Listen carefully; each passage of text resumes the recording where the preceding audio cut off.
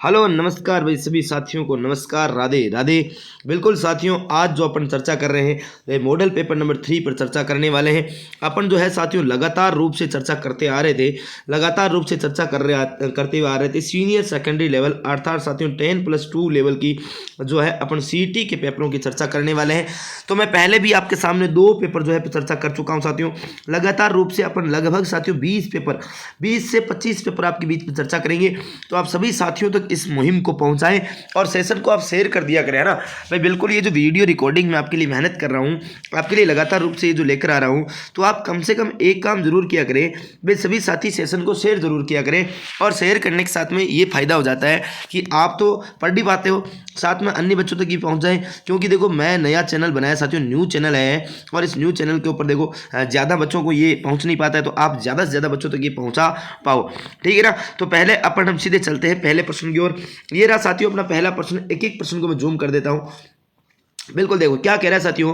पहला प्रश्न आपके बीच में क्या कह रहा है। पहला प्रश्न आपको कह रहा है कि मध्य पाषाणकालीन अवशेष राजस्थान में कहां से मिले हैं। साथियों मध्य पाषाणकालीन अवशेष की बात करें, क्या बागोर सभ्यता, क्या तिलवाड़ा से, क्या गणेश्वर से, या ए व बी दोनों से बात कर रहे हैं। तो साथियों ध्यान रखना, बागोर भीलवाड़ा और तिलवाड़ा बाड़मेर, इन दोनों स्थानों से साथियों क्या प्राप्त हुए, मध्य पाषाणकालीन जो मध्यकालीन अवशेष जो है ये आपके प्राप्त हुए। अर्थात साथियों ऑप्शन सी जो है आपका यहाँ पर क्या होने वाला है, एकदम सही और सटीक आंसर होने वाला है। ये रहा साथियों नेक्स्ट प्रश्न। यहाँ पर साथियों एक मैप दे रखा है और इस मैप में 3 स्थान लोकेट कर रखे हैं। 3 स्थान लोकेट कर रखे हैं, आप देख पा रहे होंगे अच्छे से आप देख पा रहे होंगे। Number 1, number 2, number 3। आप इन जिलों को सही से पहचान करने की कोशिश कीजिए साथियों, जिलों को सही से पहचान करने की कोशिश कीजिए। जिसमें देखो पहला जिला जो है साथियों, ये 1 नंबर वाला साथियों हनुमानगढ़ है। कौन सा मानगढ़ है, हनुमानगढ़ है, निश्चित रूप से हनुमानगढ़ है। और साथियों नंबर 2 वाला जो दिख रहा है ये सिक्कर लग रहा है। कौन सा है, सिक्कर है साथियों। कौन सा है, सिक्कर है। और साथियों यहाँ पर नंबर 3 की बात करें तो ये उदयपुर है। कौन सा, उदयपुर है साथियों, उदयपुर है। और यहाँ पर नंबर 4 की बात करें तो ये नंबर 4 साथियों ये भरतपुर है। कौन सा पुर है, ये भरतपुर है। तो अब आप इनके आधार पर सभ्यता स्थलों की खोज करना है कि कौन सा सभ्यता स्थल जो है कहाँ पर स्थित है। तो साथियों हनुमानगढ़ में कालीबंगा है, अर्थात ऑप्शन जो 1 नंबर पे कालीबंगा आना चाहिए। 2 में है कालीबंगा, और 2 नंबर पर साथियों सिक्कर है, सिक्कर में गणेश्वर है। दो ऑप्शन सी और डी 2 जगह आ रहा है साथियों। और 3 नंबर पे आहड़ है, आहड़ उदयपुर में है। अर्थात साथियों यहाँ पर ऑप्शन सी जो है आपका क्या होने वाला है, एकदम सही और सटीक आंसर होने वाला है। बिल्कुल ऑप्शन सी जो है आपका सही और सटीक उत्तर हो जाएगा। ये रहा साथियों नेक्स्ट प्रश्न आपके बीच में, फुल कर देता हूं, बड़ा कर देता हूं, अच्छे से आपको दिख पाए। साथियों प्रश्न नंबर 3 क्या कह रहा है, कह रहा है कि किस प्राचीन सभ्यता में ग्रीड पैटर्न के खेत के साक्ष्य प्राप्त हुए। ग्रीड पैटर्न साथियों, ग्रीड पद्धति अर्थात जाल पद्धति, यानी इस प्रकार से खेत को जोता गया, पहले उत्तर से दक्षिण फिर पूर्व से पश्चिम, इस प्रकार से जो जुते हुए खेत के साक्ष्य वो कहां से प्राप्त हुए। तो आपको पता होना चाहिए साथियों, जुते हुए खेतों के साक्ष्य और दोहरी कृषि प्रणाली के जो साक्ष्य है, ये दोहरी कृषि प्रणाली के साक्ष्य साथियों कौन सी बंगा से, कालीबंगा से प्राप्त हुए। बिल्कुल साथियों कौन सी बंगा से प्राप्त हुए, तो ये कालीबंगा से प्राप्त हुए हैं। अर्थात साथियों ऑप्शन ए जो है आपका क्या होने वाला है, एकदम सही और सटीक उत्तर होने वाला है। बिल्कुल साथियों कालीबंगा वह स्थान है, कालीबंगा अर्थात काले रंग की चूड़ियां। साथियों 1952 ईस्वी में इसका खोज कार्य अमलानंद घोष के द्वारा किया गया था।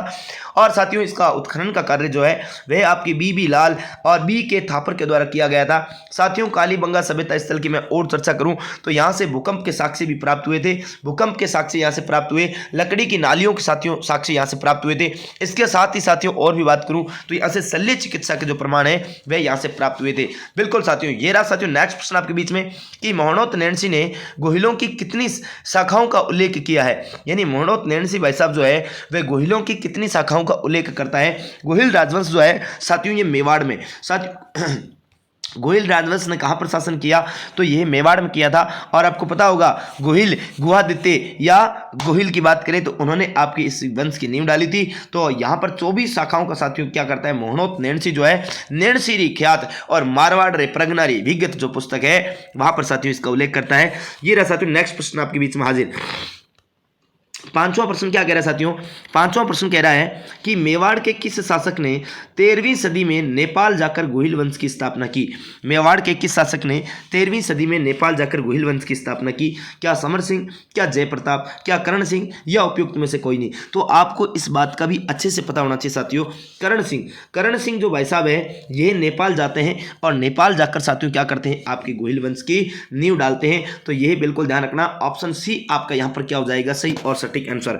साथियों नेक्स्ट प्रश्न है आपका कि राजस्थान में कहां के शासक हिंदुआ सूरज कहलाते हैं? हिंदुआ सूरज के नाम से किन्हें जाना जाता है? उदयपुर, मारवाड़, जयपुर या शेखावाटी? तो ऑप्शन 6 नंबर प्रश्न की बात हो रही है। साथियों आपने गीत जरूर सुना होगा, हिंदुआ सूरज मेवाड़ रतन वो महाराणा प्रताप कटे। बिल्कुल, अगर आपने महाराणा प्रताप का वो गीत सुना है तो हिंदुआ सूरज मेवाड़ रतन, मेवाड़ केसरी, वीर शिरोमणि आदि आपने कई नाम सुने हैं, तो आपको याद आ गया होगा साथियों उदयपुर में एक लिंग जी, याद है ना?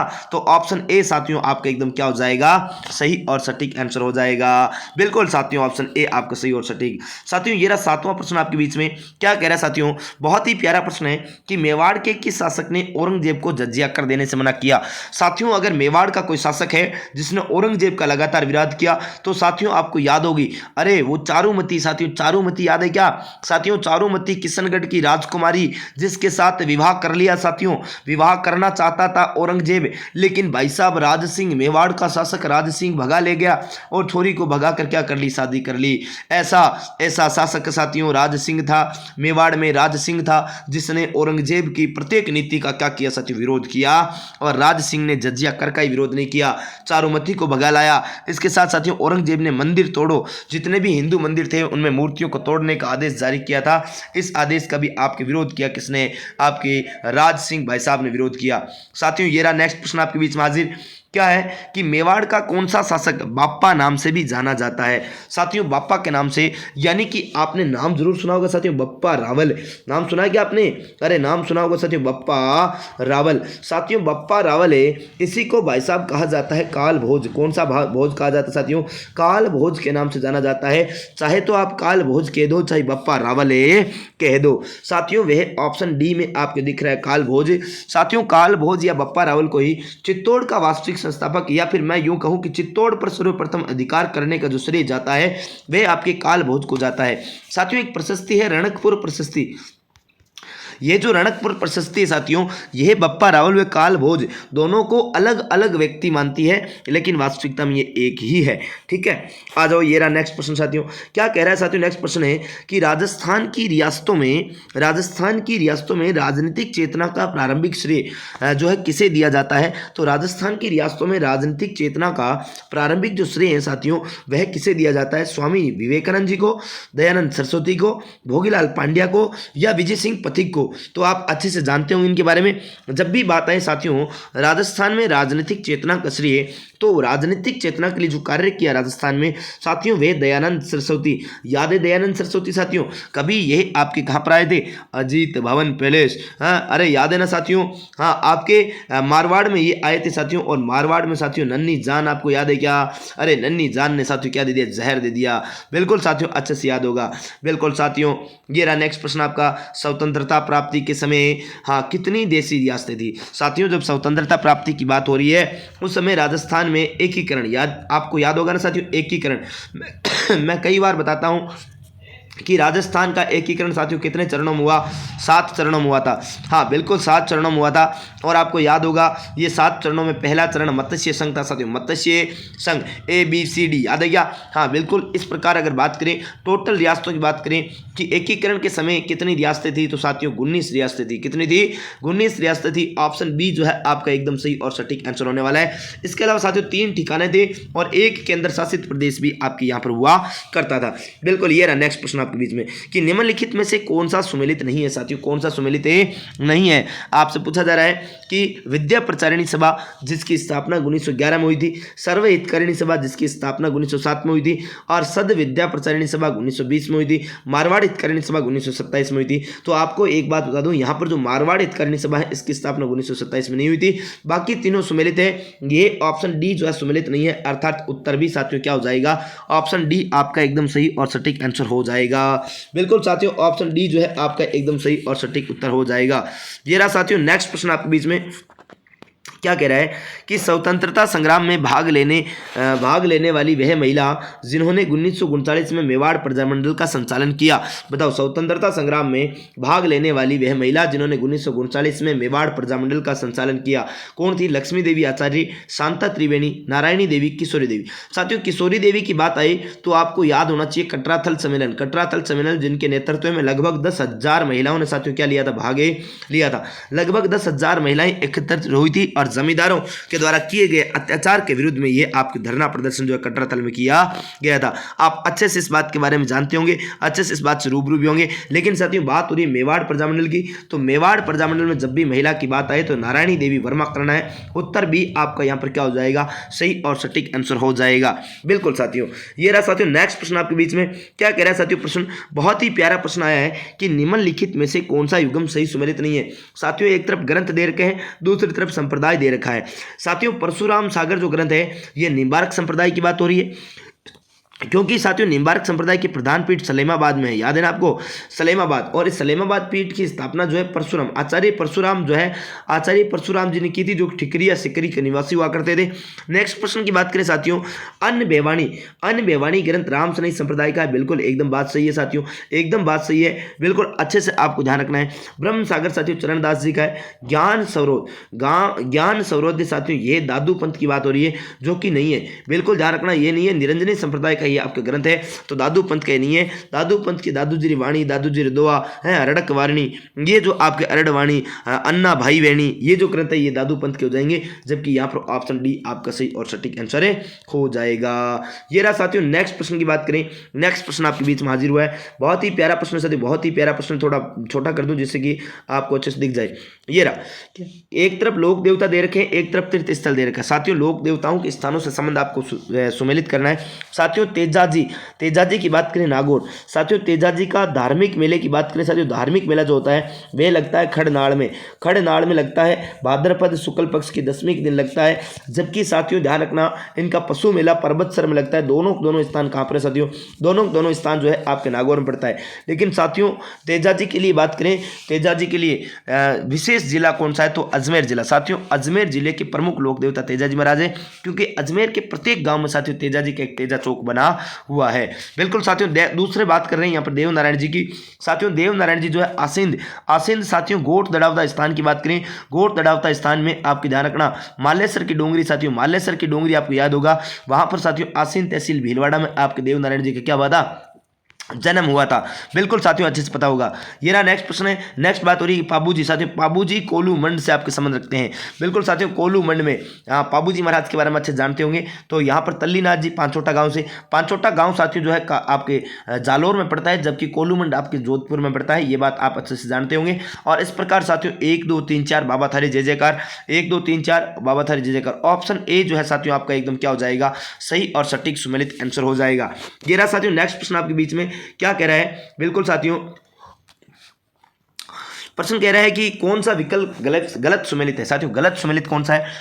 आई माता बिलाड़ा गांव में, जोगनिया माता भीलवाड़ा में, देव बाबा नंगला जहाज में, आवड़ माता जोधपुर में। तो साथियों आपको सुमेलित करना है, गलत सुमेलित है। बताओ देखिए, आई माता साथियों बिलाड़ा गांव जोधपुर में है। बिल्कुल बिलाड़ा अजमेर में नहीं है साथियों, बिलाड़ा जोधपुर में पड़ता है। कहां पर पड़ता है? बिलाड़ा गांव साथियों जिला जोधपुर में पड़ता है। ये बात पहली बात तो आप यहीं पे ध्यान रखना, ये जो है ना मिसप्रिंट है साथियों। यहाँ पर बिलाड़ा जो है, बिलाड़ा ठीक है लेकिन अजमेर नहीं है, बिलाड़ा जोधपुर में पड़ता है। ठीक है ना, बिल्कुल ध्यान रखना। जोगनिया माता भीलवाड़ा की बात हो रही है साथियों, देव बाबा नंगला जहाज की बात हो रही है, आवड़ माता जोधपुर। साथियों आवड़ माता जो है जोधपुर नहीं है, ये आपकी सुमेलित नहीं है, ये जैसलमेर होगा। ठीक है ना, थोड़ी सी यहाँ पर मिस प्रिंट जरूर है साथियों, मिस प्रिंट का आप विशेष ध्यान रखें। यहाँ पर अजमेर नहीं होकर आपका क्या होगा? जोधपुर होगा। ठीक है ना, बिल्कुल। तो यहाँ पर साथियों ऑप्शन डी आपका सही और सटीक आंसर हो जाएगा। ये आ गया साथियों सूची फर्स्ट को सूची सेकंड के साथ सुमेलित करना है। ये सूची फर्स्ट को सूची सेकंड के साथ सुमेलित करना है। पूछा जा रहा है। एक तरफ नृत्य एक दूसरी तरफ स्थान है साथियों। डांडिया नृत्य ब्यावर का पूछा जा रहा है, खारी नृत्य मारवाड़ क्षेत्र का, भैरव नृत्य भरतपुर का, चरकुला नृत्य मेवात का। अच्छा, अब आपको सुमेलित करना साथियों, सुमेलित करो, देखिए जल्दी से जल्दी सुमेलित करो, कौन कौन सुमेलित करके मुझे सही सही बता सकता है साथियों। डांडिया नृत्य जो है ना ये आपके मारवाड़ का है, कहाँ का प्रसिद्ध है, मारवाड़ का प्रसिद्ध है, ये बात तो कन्फर्म है। और अगर एक आपने सही सटीक कर दिया तो बाकी मिला हुआ ये। खारी नृत्य मेवात क्षेत्र का हो जाएगा साथियों, मेवात का हो जाएगा। भैरव नृत्य की बात करें, भैरव नृत्य आपके बादशाह की सवारी ब्यावर अजमेर का हो जाएगा। चरकुला नृत्य भरतपुर का हो जाएगा। अर्थात साथियों ऑप्शन सी जो है आपका एकदम सही और सटीक आंसर हो जाएगा। ये रहा साथियों नेक्स्ट प्रश्न आपके बीच में हाजिर। क्या कह रहा है साथियों, राजस्थान के प्रसिद्ध भरतहरि मेले का आयोजन कहाँ पर होता है। राजा भरतहरि मेले का साथियों, भरतहरि की बात करें तो आपको याद होगा पिंगला साथियों, भरतहरि की पत्नी का नाम पिंगला। अरे भरतहरि के गुरु का नाम गोरखनाथ साथियों, कौन से नाथ, गोरखनाथ। गुरु गोरखनाथ से शिक्षा दीक्षा लेकर इन्होंने क्या कर लिया, संन्यास धारण कर लिया। उज्जैन मध्य प्रदेश के आपके भरतहरि जी जो है राजा हुआ करते थे साथियों, राजा हुआ करते थे और गोरखनाथ जी के आशीर्वाद से इन्होंने क्या कर लिया, संन्यास धारण कर लिया था। और वर्तमान इनका जो संन्यास स्थल की बात करें तो वह आपके सरिस्का पैलेस अलवर की बात करें, वहां पर इन्होंने संन्यास लिया था। अर्थात साथियों इनका प्रमुख जो मेला है वो भी कहां पर बढ़ता है, वह भी अलवर में बढ़ता है। अर्थात साथियों ऑप्शन बी जो है आपका यहां पर सही और सटीक आंसर होने वाला है। नेक्स्ट प्रश्न है, मांडना के संबंध में सही कथन का चयन करें। मांगलिक अवसरों पर महिलाओं के द्वारा घर आंगन में खड़िया मिट्टी से बनाए गए ज्यामितीय अलंकरण को मांडना कहते हैं। मांडने किसी प्रकार किसी विशेष अवसर पर प्रतीकात्मक अभिव्यक्ति है। मांडनों के प्रमुख विषय गणेश जी के चित्र, सूरज, चांद, प्रकाश, कलश आदि होते हैं। उपयुक्त सभी कथन सही है। तो साथियों 18वें में की बात करें तो यहाँ पर सभी कथन सही है। ऑप्शन डी आपका एकदम क्या होने वाला है, सही और सटीक आंसर होने वाला है। ये रहा साथियों नेक्स्ट प्रश्न आपके बीच में हाजिर। बहुत ही प्यारा प्रश्न है, बहुत ही गजब का प्रश्न है साथियों कि निम्नलिखित में से कौन सा स्मारक स्थल विश्व धरोहर सूची में शामिल नहीं है। साथियों विश्व धरोहर सूची में शामिल नहीं है केवलादेव अभयारण्य, हवा महल जयपुर, जैसलमेर का किला, जयपुर प्रकोटा। तो साथियों आपसे पूछा जा रहा है विश्व धरोहर सूची में कौन सा शामिल नहीं है। साथियों हवा महल जिसका निर्माण 1799 में सवाई प्रताप सिंह करवाता है, बिल्कुल साथियों। जैसलमेर का किला जिसका निर्माण 12वीं शताब्दी के आसपास जो है जैसल भाटी करवाता है। जयपुर का प्रकोटा भी शामिल है साथियों, और देव अभ्यारण्य। अब बताओ देखिए कौन सा शामिल नहीं है। तो साथियों शामिल इसमें हवा महल नहीं है। हवा महल को अब तक शामिल नहीं किया गया है। केवलादेव अभ्यारण्य भरतपुर में है साथियों, बिल्कुल ध्यान रखना ये आपके भरतपुर में है, लेकिन हवा महल को अभी तक शामिल नहीं किया गया है। साथियों सुमेलित करें हस्तकला का ये प्रश्न एक आपके सामने है कि कौन सा सुमेलित नहीं है, ये पूछा जा रहा है। और आपसे पूछा जा रहा है दाबू प्रिंट सांगानेर का, यानी कि कपड़े को एक स्थान से दाब कर उसको प्रिंट करना। तो ये दाबू प्रिंट सांगानेर जयपुर का बताया जा रहा है। साथियों कसीदा करी जो है बाड़मेर जैसलमेर का बताया जा रहा है। टांकला दरी जो टांकला दरी, ये टांकला गांव साथियों पड़ता है, दरी निर्माण के लिए प्रसिद्ध नागौर में पड़ता है। जाजम छपाई चित्तौड़ गड्ढे बताया जा रहा है। तो साथियों दाबू प्रिंट जो है, दाबू प्रिंट आपके कहाँ का प्रसिद्ध नहीं है, ये सांगानेर का प्रसिद्ध नहीं है। ये बिल्कुल ध्यान रखना, ऑप्शन ए जी आपका यहाँ पर क्या हो जाएगा, एकदम सही और सटीक आंसर हो जाएगा। बाकी आपका ठीक है। ये रहा साथियों नेक्स्ट प्रश्न आपके बीच में। नेक्स्ट प्रश्न क्या कह रहा है साथियों, बहुत ही प्यारा प्रश्न आपके बीच में हाजिर हो चुका है, बहुत ही गजब का प्रश्न है साथियों कि कौन सा जिला कागजी बर्तन की उच्च गुणवत्ता के लिए विख्यात है। कागजी बर्तन के लिए साथियों कुल मिला के एक बात कर सकता हूं कि ये कागजी टेराकोटा की बात हो रही है साथियों, किसकी, कागजी टेराकोटा की बात हो रही है। और कुल मिलाकर साथियों कई बार ये भी पूछा जा सकता है यहाँ पर कि कागज पोट्री भी साथियों इसे कह देते हैं, कागज पोट्री के नाम से भी इसे जाना जा सकता है। तो इसके लिए आपके कौन सा स्थान प्रसिद्ध है, तो आप अच्छे से जानते हो इसके लिए। तो कौन सा साथियों स्थान साथियों पूछे तो अलवर है। कौन सा अलवर है, अलवर अगर ना हो ऑप्शन में तो साथियों सांगानेर जयपुर भी यहाँ पर ऑप्शन में होता, तो सांगानेर जयपुर भी आपका सही और सटीक आंसर हो जाता। बिल्कुल साथियों नेक्स्ट प्रश्न देखो आपके बीच में ये रहा कि राजस्थान में सर्वप्रथम किस रियासत ने सती प्रथा को गैर कानूनी घोषित किया। सती प्रथा को गैर कानूनी, साथियों बूंदी ने, उदयपुर ने, कोटा ने, बीकानेर ने। चलो बताओ सती प्रथा को गैर कानूनी घोषित करने वाला जो स्थान है साथियों वह बूंदी रियासत है। बिल्कुल साथियों बूंदी रियासत की बात करें तो बूंदी रियासत ने सर्वप्रथम आपके क्या किया, इसको गैर कानूनी घोषित किया था। साथियों टोंटी आभूषण पहना जाता है। टोंटी नामक जो आभूषण है साथियों ये आपकी महिला द्वारा कहाँ पर पहना जाता है, नाक में, कान में, कमर में या हाथ में। साथियों कमर में साथियों कंदोरा, कंदोरी है आपके जो होती है क्या बोलते हैं उसे, कणकावली, कणकत्ती, तगड़ी है, सटका, मेरवाला, सिनामा, हलम, जंजीर है, धाकड़ी, ये जो है ये आपके कहाँ पर पहना जाता है, कमर में पहना जाता है। लेकिन साथियों कान में झेला, झोला, झमेला है, करण फूल, टोंटी फूल, याद है ना आपको। हाँ बिल्कुल अच्छे से साथियों याद होगा। अर्थात साथियों यहाँ पर 23 में आपका ऑप्शन कौन सा हो जाएगा, 23 नंबर प्रश्न में साथियों ऑप्शन बी जो है आपका सही और सटीक आंसर हो जाएगा। नाक में साथियों नथ है, लटकन, बेसरी, लौंग है, हाँ चौंप, तो ये आपके हाथ में साथियों बलिया, गजरा, चूड़ी, मोकड़ी, ये आपके आभूषण जो हाथ के आभूषण हो जाते हैं। अर्थात साथियों ऑप्शन बी आपका सही और सटीक आंसर हो जाएगा।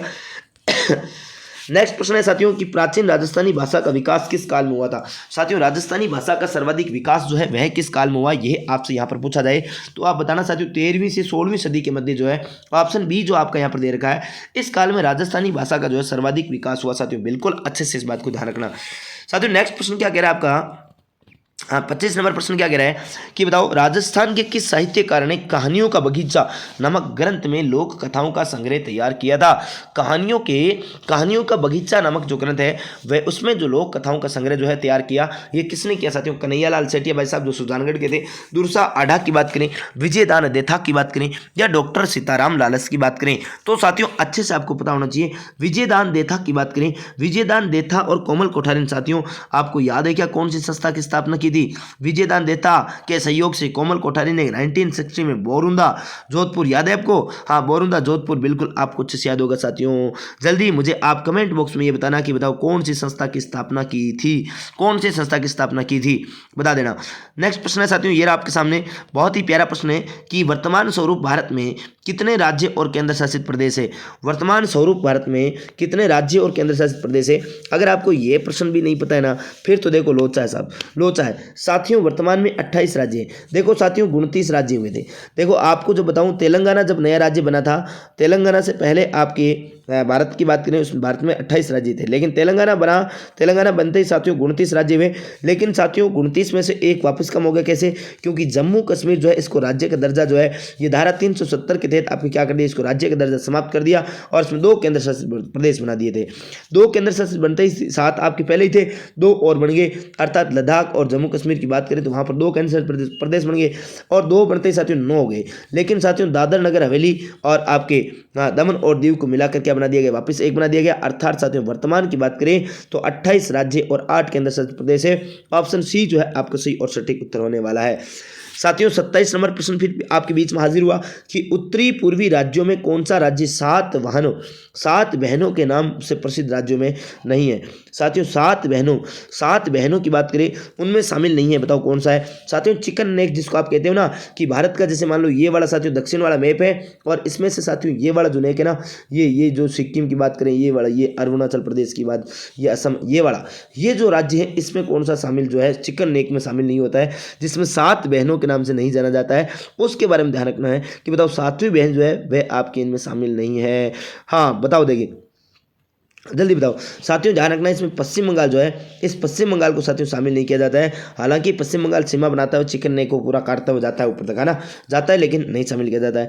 साथियों नेक्स्ट प्रश्न आपके बीच में हाजिर हुआ है, क्या कह रहा है कि बताओ सलाल और दुलहस्ती बांध किस नदी पर बने हुए हैं। रावी नदी, झेलम नदी, सिंधु नदी, चिनाब नदी। तो रावी, चिनाब, झेलम, सिंधु। बताओ दुलहस्ती, सलाल और दुलहस्ती बांध किस नदी पर बने हुए हैं। तो आप अच्छे से ध्यान रखना साथियों, बिल्कुल बहुत अच्छे से आप इस बात को गांठ बांध कर याद रखना कि चिनाब नदी पर। साथियों कौन सी, चिनाब का साथियों प्राचीन नाम जो है अस्किनी था। क्या नाम था, अस्किनी जो है इसका पुराना नाम हुआ करता था। बिल्कुल साथियों ये रहा। नेक्स्ट प्रश्न देखो साथियों, बहुत ही प्यारा प्रश्न है आपके बीच में, बहुत ही प्यारा प्रश्न है, क्या गजब का प्रश्न साथियों। थोड़ा सा मैं आपको छोटा कर दिया इसलिए क्योंकि आपको दिखाई पूरा दे जाए, इसीलिए छोटा किया, ठीक है ना।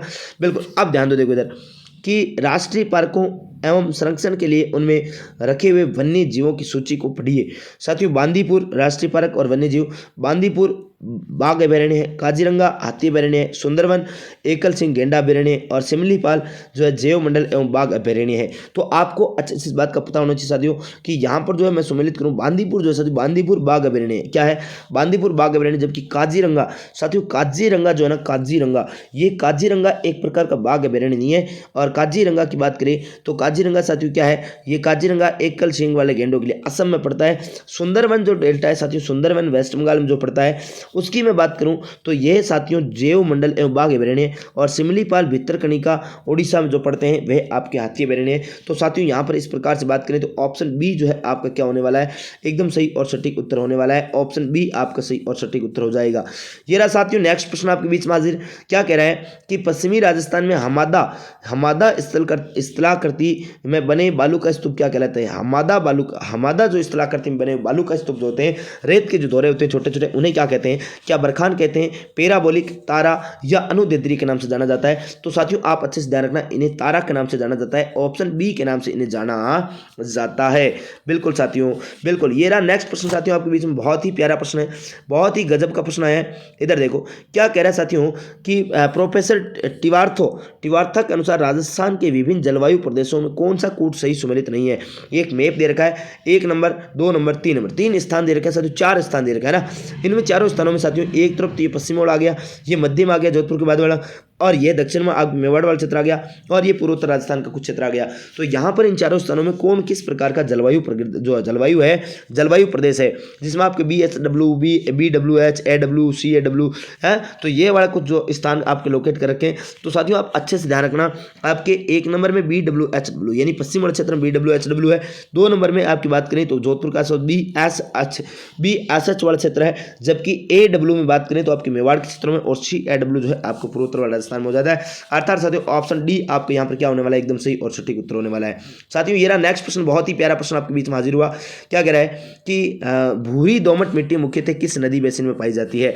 साथियों भूरी दोमट मिट्टी जो है ये मुख्यतः किस नदी बेसिन में मिलती है। तो आप अच्छे से जानते होंगे, बहुत अच्छे से जानते होंगे, भूरी दोमट मिट्टी की जब भी बात आए तो साथियों लूणी बेसिन करना। कौन सी बेसिन करोगे, लूणी बेसिन करना। ऑप्शन ए आपका यहाँ पर क्या होने वाला है, एकदम सही और सटीक उत्तर होने वाला है, एकदम सही और सटीक उत्तर होने वाला है। साथियों बिल्कुल बहुत अच्छे से आपको क्या करना है, ध्यान रखना है, बहुत अच्छे से इस बात का क्या करना है, ध्यान रखना है। साथियों ये रहा बहुत ही प्यारा प्रश्न आपके बीच में हाजिर। नेक्स्ट प्रश्न बहुत ही प्यारा प्रश्न आपके बीच में हाजिर हुआ है। साथियों क्या कह रहा है कि सांबर झील में नमक का प्रमुख स्रोत जो है, सांबर झील में नमक का प्रमुख स्रोत जो है ये कौन सा है। नदियों द्वारा बहकर लाए गए नमक के कण, झील के तल के नीचे नमकीन चट्टानों से नमक का घुलकर, केशाकर्षण पद्धति से झील में पानी में आना, ए व बी दोनों सत्य, उपयुक्त में से कोई नहीं। तो साथियों आप अच्छे से समझ रहे होंगे कि यहाँ पर जो है ए व बी दोनों क्या है, सत्य हैं। ऑप्शन सी आपका क्या होने वाला है, एकदम सही और सटीक आंसर होने वाला है। साथियों ये रहा एक और बहुत प्यारा प्रश्न आपके बीच में हाजिर। क्या कह रहा है कि राजस्थान सरकार द्वारा राज्य की प्रथम वन नीति कब लागू की गई थी। तो राजस्थान सरकार के द्वारा साथियों जो राज्य की प्रथम वन नीति लागू की गई थी ना, वह 18 फरवरी 2010 को लागू की गई थी। अर्थात साथियों ऑप्शन बी जो है आपका एकदम सही और सटीक उत्तर होने वाला है, बिल्कुल एकदम सही और सटीक उत्तर होने वाला है। साथियों ये रहा एक और बहुत प्यारा प्रश्न कि राजस्थान राज्य वेटलैंड प्राधिकरण का गठन कब किया गया था। राजस्थान राज्य वेटलैंड प्राधिकरण का गठन जो है साथियों 2017 में, 2019 में, 2002 में या 2010 में। तो साथियों आप निश्चित रूप से ध्यान रखना, राजस्थान राज्य वेटलैंड प्राधिकरण का गठन जो है वह आपके कब किया गया था। तो आप बहुत अच्छे से ध्यान रखना साथियों 2019 में जो है आपके किया गया था, बिल्कुल 2019 में किया गया था। साथियों राजस्थान की पहली एडवांस मिल्क टेस्टिंग लैब कहाँ स्थापित है, कहाँ स्थापित की गई थी। तो राजस्थान की पहली एडवांस मिल्क टेस्टिंग जो लैब है साथियों वह कहाँ स्थापित की गई।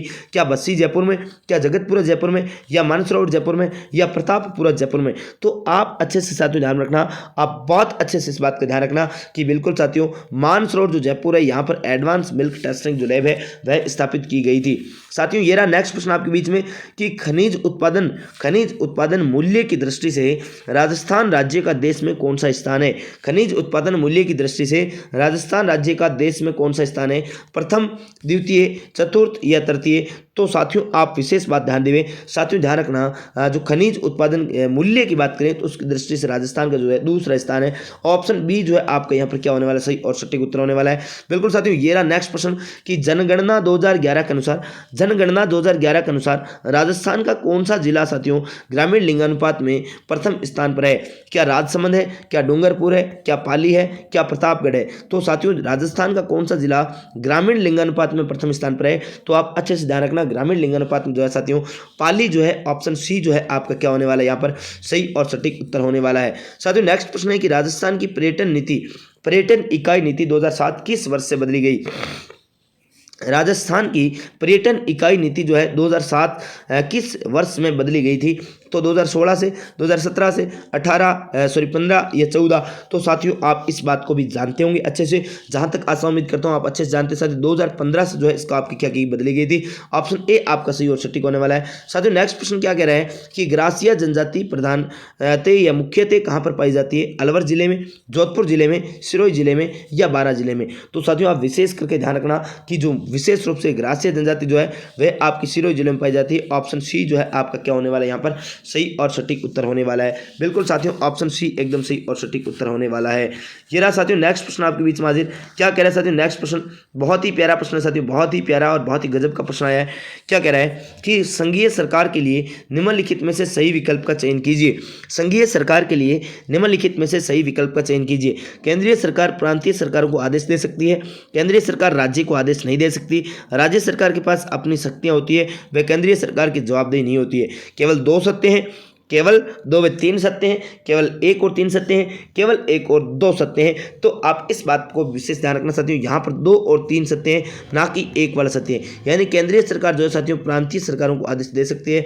बिल्कुल ये वाली बात यहाँ पर क्या नहीं है साथियों, सही नहीं है। बाकी आपकी दोनों की दोनों बात क्या है, सही है। बिल्कुल साथियों ध्यान देना। नेक्स्ट प्रश्न क्या कह रहा है कि 42वें संविधान संशोधन की बात करें साथियों।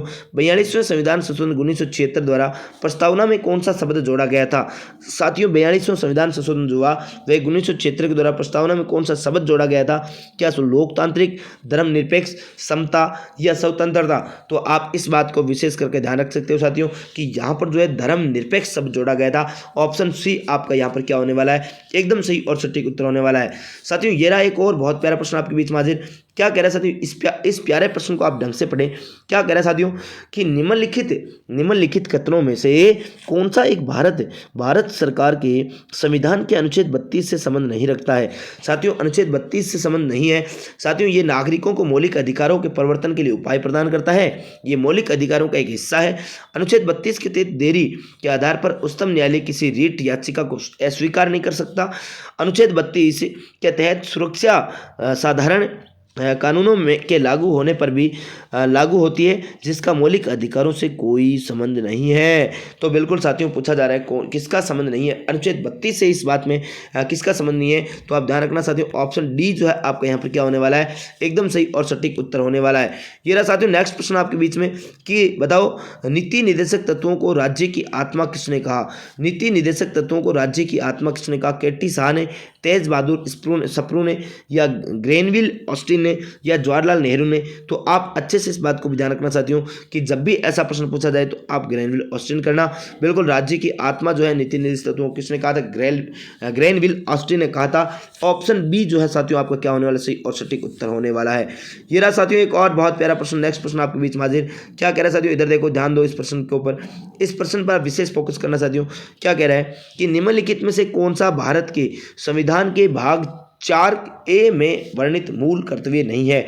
साथियों भारत की संप्रभुता, अखंडता, एकता, अखंडता की रक्षा करें और उसे अक्षुण्ण रखें, हमारी सामाजिक संस्कृति की गौरवशाली परंपरा का महत्व समझें और उसका परीक्षण करें, अंतर्राष्ट्रीय शांति और सुरक्षा को प्रोन्नत करें और सार्वजनिक संपत्ति को सुरक्षित रखें एवं इससे हिंसा से क्या रहें, दूर रहें। तो ये साथियों आपसे पूछा जा रहा है कि बताओ संविधान के भाग 4A में कौन सा मूल कर्तव्य वर्णित नहीं है?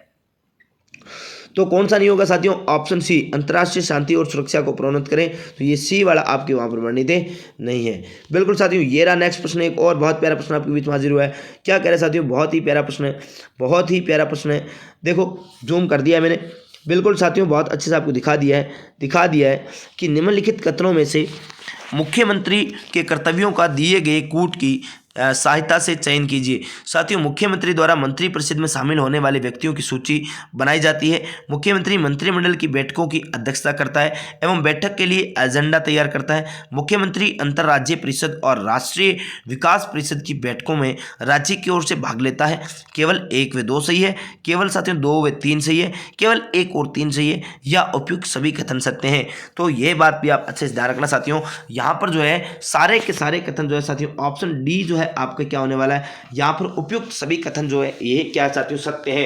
क्या है, एकदम सत्य हैं। बिल्कुल यहाँ पर ऑप्शन डी जो है आपका क्या होने वाला है, एकदम सही और सटीक उत्तर होने वाला है। ये रहा साथियों नेक्स्ट प्रश्न आपके बीच में हाजिर। क्या कह रहा है साथियों, बहुत ही प्यारा प्रश्न है, बहुत ही प्यारा प्रश्न है कि निम्नलिखित में से किस विकल्प में विधानसभा पदाधिकारियों का वेतन समान है? मुख्यमंत्री, स्पीकर, मुख्य सचेतक, deputy speaker, deputy CM, cabinet मंत्री, राज्य मंत्री, संसदीय सचिव, डिप्टी सीएम या उप मुख्य सचेतक, नेता प्रतिपक्ष और उप मंत्री। तो साथियों यहाँ पर जो आपका उत्तर होने वाला है वह साथियों ऑप्शन बी यानी डिप्टी स्पीकर, डिप्टी सीएम और कैबिनेट मंत्री जो है इनका जो है साथियों वेतन जो है सेम होने वाला है। ऑप्शन बी आपका यहाँ पर क्या होगा, एकदम सही और सटीक उत्तर होगा। ये रहा साथियों नेक्स्ट प्रश्न आपके बीच में हाजिर। क्या कह रहा है नेक्स्ट प्रश्न साथियों, बहुत ही प्यारा प्रश्न, बहुत ही गजब का प्रश्न है कि निम्नलिखित में से कौन से कार्य दंड नायक के रूप में जिला कलेक्टर में निहित होते हैं? जिले में शांति, सुरक्षा एवं एकता बनाए रखना, पुलिस थानों का निरीक्षण करना, हथियारों के लाइसेंस जारी करना, विदेशियों के परिपत्रों की जांच करना। तो साथियों इनमें से जो कौन सा है वह दंड नायक के रूप में जिला कलेक्टर का कार्य निहित नहीं है, यानी जिला कलेक्टर का कार्य होता है।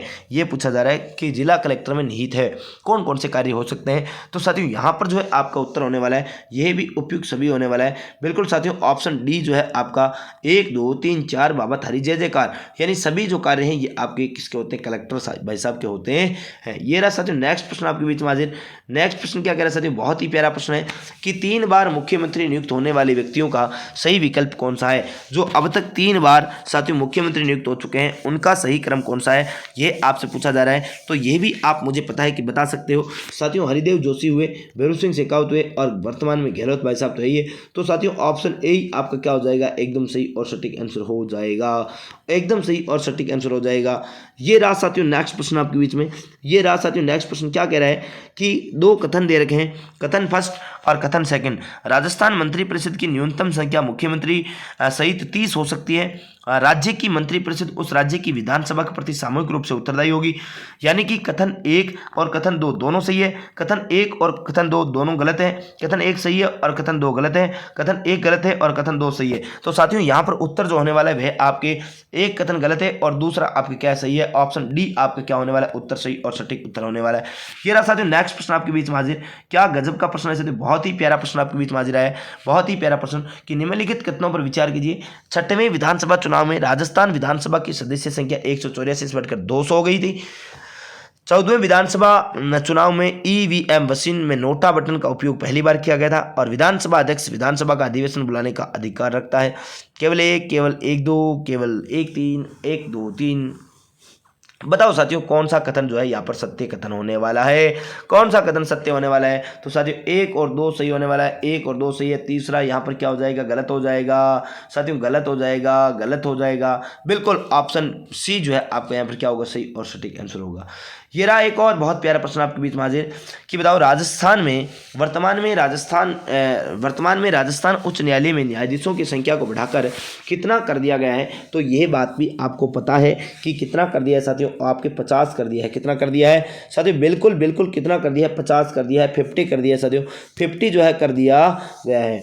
साथियों नेक्स्ट प्रश्न आपके बीच में ये रहा, हाँ ये रहा नेक्स्ट प्रश्न साथियों। क्या कह रहा है, प्रश्न कह रहा है कि राजस्थान राज्य सूचना आयोग के संबंध में असत्य कथन का चयन कीजिए। ये एक संवैधानिक निकाय है, ये एक स्वतःशासी निकाय है। मुख्य सूचना आयुक्त में सूचना आयुक्तों की नियुक्ति मुख्यमंत्री द्वारा की जाती है। कुल मुख्य सूचना आयुक्त व अन्य सूचना आयुक्तों को राज्यपाल उनके कार्यकाल की समाप्ति से पूर्व हटा भी सकता है। तो साथियों 53 की बात करें तो यहाँ पर जो उत्तर होने वाला साथियों आपकी सी होने वाला है, यानी कि कौन सा कथन असत्य है? तो मुख्य सूचना आयुक्त व सूचना आयुक्तों की नियुक्ति जो है मुख्यमंत्री करता है, ये बात गलत हो जाएगी। ऑप्शन सी आपका सी और सटीक उत्तर होगा। नेक्स्ट प्रश्न आपके बीच में ये रहा साथियों। क्या कह रहा है नेक्स्ट प्रश्न, बहुत ही प्यारा बहुत ही गजब प्रश्न आपके बीच में हाजिर हुआ है। क्या कह रहे हैं, राजस्थान लोक सेवाओं के प्रदान करने की गारंटी अधिनियम 2011 में प्रारंभिक तौर पर कितने विभागों की सेवाओं को सम्मिलित किया गया? 17 विभाग, 23 विभाग, 15 विभाग, 19 विभाग। तो साथियों आप अच्छे से ध्यान रखें कि आपके 15 विभाग जो है इनको आपको क्या किया गया, शामिल किया गया था। 15 विभागों को शामिल किया गया, अर्थात साथियों ऑप्शन ए जो है आपका क्या होने वाला है, एकदम सही और सटीक उत्तर होने वाला है। साथियों ये रहा आपका नेक्स्ट प्रश्न आपके बीच में हाजिर। ये रहा आपके सामने नेक्स्ट प्रश्न।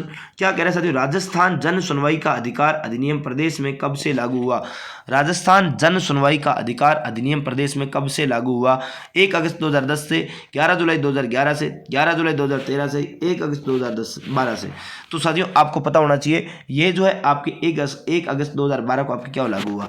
साथियों महात्मा ज्योतिबा फुले मंडी श्रमिक कल्याण योजना की मुख्य विशेषता कौन सी है, तो ये आपसे पूछा जा रहा है मुख्य विशेषताएं जो है कौन कौन सी है।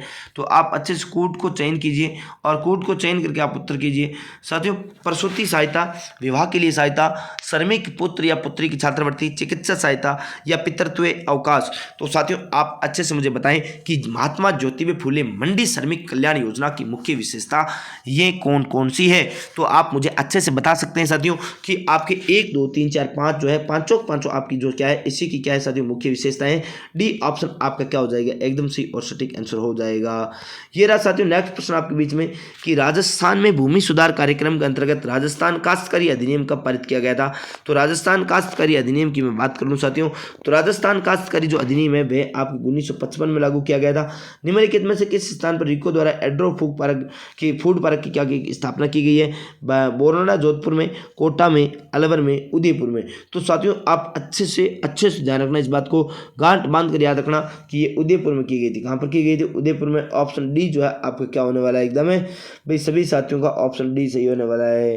बिल्कुल साथियों ये रहा आपके बीच में एक और बहुत प्यारा प्रश्न है, बहुत ही प्यारा प्रश्न है कि सुमेलित कीजिए क्षेत्रीय विकास कार्यक्रम एक तरफ है प्रारंभ वर्ष, मगरा विकास कार्यक्रम 2005 है, मेवात क्षेत्र विकास कार्यक्रम 1987-88 है, सीमावर्ती क्षेत्रीय विकास कार्यक्रम 1986-87 है और मरु विकास कार्यक्रम जो है 1997-98। सुमेलित करना साथियों ABCD को आपको नंबर के आधार पर क्या कर ले आप सुमेलित कर ले। तो बिल्कुल साथियों यहाँ पर जो है 1 2 3 4 बाबा थारी जय जयकार जो है ऑप्शन ए ऑलरेडी क्या है साथियों, ऑप्शन ए ऑलरेडी क्या है सुमेलित हो रखा है। अर्थात साथियों यहाँ पर जो ऑप्शन ए है आपका क्या होने वाला, उत्तर होने वाला है। बिल्कुल साथियों ये रहा एक और बहुत प्यारा प्रश्न आपके बीच में हाजिर। क्या कह रहे हैं साथियों, बहुत ही गजब का प्रश्न है कि भारत में बेरोजगारी और गरीबी के अनुमान आधारित होते हैं। NSSO के परिवारों के उपभोग व्यय के सर्वे पर, CSO को परिवारों के उपभोग व्यय के सर्वे पर, योजना आयोग के परिवारों के उपभोग व्यय के सर्वे पर, NSSO के परिवारों की आय के सर्वे पर। तो बताओ साथियों बेरोजगारी और गरीबी का अनुमान आधारित होता है, किस पर आधारित होता है साथियों आपको पता होना चाहिए। बिल्कुल साथियों NSSO के परिवारों के उपभोग व्यय पर सर्वे पर आपकी क्या किया जाता है, इनका हाँ बिल्कुल इनका अनुमान जो है लगाया जा सकता है। बिल्कुल साथियों यहाँ पर जो है ऑप्शन ए आपका क्या होने वाला है, बिल्कुल साथियों ऑप्शन ए जो है आपका क्या होने वाला है, एकदम सही और सटीक उत्तर होने वाला है। ये रहा साथियों नेक्स्ट प्रश्न आपके बीच में हाजिर कि राजस्थान में औद्योगिक उत्पादन की बात करूं साथियों, तो औद्योगिक उत्पादन सूचकांक IIP का आधार वर्ष क्या है। तो ये बात भी आप अच्छे से गांठ बांध कर याद रखें कि इसका आधार वर्ष जो है 2011-12 है। साथियों राजस्थान में 2021-22 में प्रचलित मूल्यों पर उद्योगों का GSVA में योगदान कितना रहेगा, 12.80%, 18.20%, 16.11%, 24.67%। तो साथियों आप अच्छे से ध्यान रखना कि यहाँ पर जो ऑप्शन डी है आपका 24.7%, ये आपका क्या होने वाला है, एकदम सही और सटीक आंसर होने वाला है। साथियों ये रहा नेक्स्ट प्रश्न आपके बीच में हाजिर। क्या गजब का प्रश्न है साथियों, बहुत ही प्यारा प्रश्न है कि राजस्थान में जेट्रोपा आधारित बायोडीजल जो पायलट प्लांट अवस्थित है। जेट्रोपा पर आधारित जो है ये आपके कहाँ पर स्थित है, तो क्या झामर कोटड़ा उदयपुर में, बिठल देव बांसवाड़ा में, कोलायत बीकानेर में, बेरी अजमेर की बात हो रही है। तो साथियों आप अच्छे से इस बात का विशेष रूप से आप गौर करें और उत्तर देवें। तो साथियों मैं आपको बता दूं झामर कोटड़ा जो है ये उदयपुर में जो है, यहाँ पर आपके जेट्रोपा आधारित जो है बायोडीजल जो है इसका पायलट स्थापित किया जा चुका है। साथियों नेक्स्ट है कि आयातकों एवं निर्यातकों के लिए शुष्क बंदरगाह डिपो जैसी सुविधाएं उपलब्ध कराई जाती है। साथियों आयातकों एवं निर्यातकों के लिए शुष्क बंदरगाह डिपो जैसी सुविधाएं उपलब्ध कराई जाती है। बताओ रिको द्वारा, राजसिको द्वारा, RCF द्वारा, RSHDC द्वारा। तो साथियों 64 में आपका जो उत्तर होने वाला है साथियों ऑप्शन बी राजसिको द्वारा आपके उत्तर क्या हो जाएगा, एकदम सही और सटीक उत्तर हो जाएगा। बिल्कुल एकदम सही और सटीक उत्तर हो जाएगा भाई। तो ये रहा साथियों नेक्स्ट प्रश्न आपके बीच में हाजिर। चलो अगले क्वेश्चन की ओर चलते हैं। 65 नंबर प्रश्न साथियों ये रहा आपका एक बहुत प्यारा प्रश्न आपके बीच में हाजिर। निम्नलिखित में से कौन सा युग्म सुमेलित नहीं है। साथियों कौन सा युग्म सुमेलित नहीं है ये आपसे पूछा जा रहा है यहाँ पर कि टायर ट्यूब कारखाना अलवर में, hi tech precision glass factory Dholpur में, Modi alkalies and chemical Bhilwara में, लिबर्टी फास्फेट लिमिटेड कोटा में है। तो बताओ कौन सा इनमें सुमेलित नहीं है, आप फटाफट मुझे उत्तर बताओ देंगे। साथियों ध्यान देना, यहाँ पर जो लिबर्टी फास्फेट लिमिटेड है ये कोटा में नहीं, ऑप्शन डी जो है आपका यहाँ पर क्या हो जाएगा, सही और सटीक उत्तर होने वाला है। ये रहा साथियों नेक्स्ट प्रश्न आपके बीच में हाजिर कि आपनो योजना, अपनी योजना अपनो विकास है खालिस्तान है, क्या है बताओ। तो सड़क निर्माण योजना है, ग्राम पंचायत विकास योजना के निर्माण एवं प्रभावी क्रियान्वयन के लिए एक विशिष्ट मार्गदर्शिका है, रोजगार सृजन के लिए ग्रामीण विकास योजना है, राज्य में पिछड़े क्षेत्रों को विकसित करने के लिए योजना है। तो आप अच्छे से जानते हो साथियों, अच्छे से जानते हो यह एक प्रकार की क्या है, ग्राम पंचायत विकास योजना के निर्माण के लिए प्रभावी क्रियान्वयन के लिए विशिष्ट मार्गदर्शिका है। बिल्कुल साथियों नेक्स्ट प्रश्न ये रहा कि अनुप्रति योजना, साथियों अनुप्रति योजना जो है, हाँ अनुप्रति योजना जो है, ये अनुप्रति योजना 4 निम्नलिखित में किससे संबंधित है। तो अनुसूचित जातियों के लिए, जातियों के छात्रों के लिए प्रोत्साहित योजना है जब वे सरकारी चिकित्सा, मेडिकल और अभियांत्रिक इंजीनियरिंग महाविद्यालयों कॉलेजों में प्रवेश लेते हैं। संघ लोक सेवा आयोग द्वारा आयोजित सिविल सेवा परीक्षा के संबंध में अनुसूचित जातियों के छात्रों के लिए प्रोत्साहन योजना है। राजस्थान लोक सेवा परीक्षा द्वारा आयोजित राजस्थान राज्य और अधीनस्थ सेवाओं की परीक्षा के संबंध में अनुसूचित जातियों के छात्रों के लिए प्रोत्साहन योजना है। तो आप अच्छे से साथियों, अच्छे से, बहुत अच्छे से आप इस बात को जानते होंगे कि यह एक प्रकार से साथियों क्या है, तो ये हाँ बताओ देंगे यह एक प्रकार से किस प्रकार की योजना है। तो आप अच्छे से जानते होंगे साथियों कि यह एक प्रकार की यहाँ पर अनुसूचित जातियों के छात्रों के लिए तो ये आपकी क्या है, योजना है। साथियों नेक्स्ट देखो, 9वीं से 12वीं कक्षा की छात्राओं को आपकी बेटी योजना के अंतर्गत जो है की जाने वाली आर्थिक सहायता कितनी है। तो यह साथियों आप अच्छे से जानते होंगे कि आर्थिक सहायता जो है यह आपकी कितनी है, प्रति छात्रा 1500 रुपये प्रति वर्ष है। और नेक्स्ट प्रश्न ये रहा आपके बीच में हाजिर कि राजस्थान नवीकरणीय ऊर्जा विकास निगम, राजस्थान नवीकरणीय ऊर्जा विकास निगम की बात करें, हाँ RECL से संबंधित है। राजस्थान ऊर्जा संरक्षण पुरस्कार, solar rooftop power generation scheme, solar city कार्यक्रम, उपयुक्त सभी। तो साथियों यहाँ पर जो है 69 में आपका उत्तर जो होने वाला है उपयुक्त सभी जो है ऑप्शन डी आपका एकदम क्या हो जाएगा, सही और सटीक आंसर हो जाएगा। ये रहा साथियों नेक्स्ट प्रश्न आपके बीच में हाजिर कि राज्य सरकार द्वारा राजस्थान में नवीन पवन एवं हाइब्रिड ऊर्जा नीति कब प्रारंभ की गई थी। तो ये बात भी आप अच्छे से जान रहे होंगे साथियों, ये बात भी आप अच्छे से जान रहे होंगे कब प्रारंभ की गई थी। तो आप बिल्कुल अच्छे से जानते हो साथियों, 18 दिसंबर 2019 को आपकी प्रारंभ की गई, ऑप्शन सी आपके यहाँ पर सत्य होने वाला है। साथियों नेक्स्ट है कि फोटोग्राफिक प्लेट या फिल्म पर आवश्यक पदार्थ होता है, सिल्वर ऑक्साइड होता है, सिल्वर ब्रोमाइड होता है, सिल्वर थायोसल्फेट होता है, सिल्वर नाइट्रेट होता है। तो भी आप अच्छे से जानते हो साथियों, यहाँ पर जो है सिल्वर ब्रोमाइड जो होता है ये आपके फोटोग्राफिक प्लेट एवं फिल्म पर आवश्यक पदार्थ होता है। बिल्कुल अच्छे से ध्यान रखना साथियों। नेक्स्ट है सम्मिलित करना आपको, हाँ सम्मिलित करना साथियों, सम्मिलित कीजिए। तो नेक्स्ट इनके जो ऑप्शन है वो आगे दिखा दूंगा। पहले यहाँ पर आपको दिख रहा होगा, यहाँ पर आपको दिख रहा होगा arsenic 74, cobalt 60, iodine 121, sodium 24, thyroid ग्रंथि की सक्रियता, रक्त व्यतिक्रम, ट्यूमर, कैंसर। तो साथियों यहाँ पर जो आपका उत्तर होने वाला है, बिल्कुल साथियों यहाँ पर जो आपका उत्तर होने वाला है, बिल्कुल आपका उत्तर जो है आप आगे इसको सम्मिलित कर लेना। यहाँ पर देखो मैं आपको उत्तर बता दूं सम्मिलित करके साथियों, बिल्कुल सम्मिलित करने के बाद आपका यहाँ पर जो उत्तर है साथियों वह 72 में सी आपका उत्तर होने वाला है। 3 4 1 2 जो है आपका उत्तर होने वाला है। बिल्कुल आप अच्छे से क्या कर लेना, सम्मिलित करें लेना। ये रहा साथियों नेक्स्ट प्रश्न, स्टील में कितना कार्बन होता है। साथियों स्टील जो होता है, स्टील इसमें कितना कार्बन होता है। तो 0 से 0.1 से लेकर 2% तक, 7 से 10% तक, 10 से 15 या 0%। तो आप अच्छे से ध्यान रखना साथियों, यहाँ पर 0.1 से लेकर 2% जो आपका कार्बन होता है। नेक्स्ट प्रश्न साथियों ये रहा कि मनुष्य के गले व मुंह में छाले का प्रमुख कारक कवक कौन सा होता है। छाले के लिए कौन सा प्रमुख जो कवक है वह होता है साथियों। तो यहाँ पर 74 में जो आपको उत्तर होने वाला है साथियों एस्पेलिड्सोनाइजर है, यह आपके कवक जो है आपका इसके लिए उत्तरदायी होता है। ऑप्शन ए आपका क्या हो जाएगा, सही और सटीक। साथियों डेंगू के समय रक्तस्राव की संख्या में कमी के कारण होता है।